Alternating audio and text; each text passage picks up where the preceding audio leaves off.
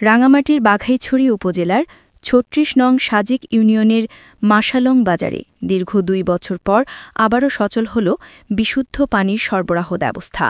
বাংলাদেশ সেনাবাহিনীর বাঘাইহাট জোনের উদ্যোগে পরিত্যক্ত এ পানি পয়েন্টটি সংস্কার করে স্থানীয় জনগণ ও পর্যটকদের জন্য উন্মুক্ত করা হয়েছে।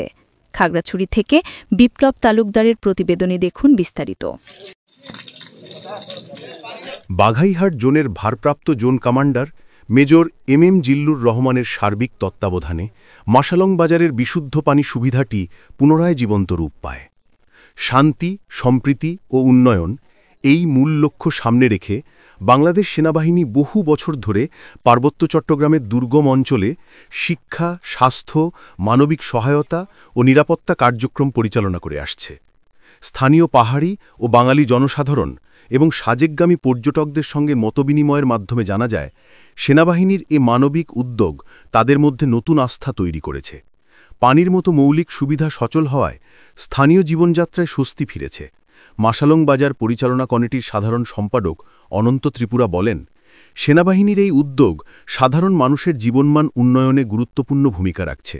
বিশেষ করে দীর্ঘদিন ধরে সুপেয় পানির মাধ্যমটি বন্ধ ছিল, আবারও নতুন করে সচল হওয়ায় দূর দূরান্ত হতে আগত জনসাধারণ, ব্যবসায়ী ও পর্যটকদের জন্য অনেক বেশি উপকারে আসবে।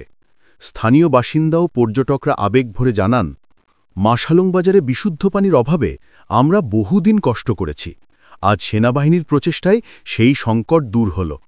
ভারপ্রাপ্ত zone commander major Zillur Rahman বলেন, মাশালং বাজার হয়ে ভুয়াছড়ি এলাকা পরিদর্শনকালে সুপেয় পানির অভাব পরিলক্ষিত হলে বাঘাইহাট জোনের উদ্যোগে নতুনভাবে সুপেয় পানি নিয়মিত পাওয়ার ব্যবস্থা করে দেওয়া হয়েছে। পাহাড়ি মানুষের জীবনমান উন্নয়ন, তরুণদের সক্ষমতা বৃদ্ধি এবং স্থায়ী শান্তি প্রতিষ্ঠাই আমাদের অঙ্গীকার। ভবিষ্যতেও এ ধরনের মানবিক ও উন্নয়নমূলক কর্মকাণ্ড চলমান থাকবে।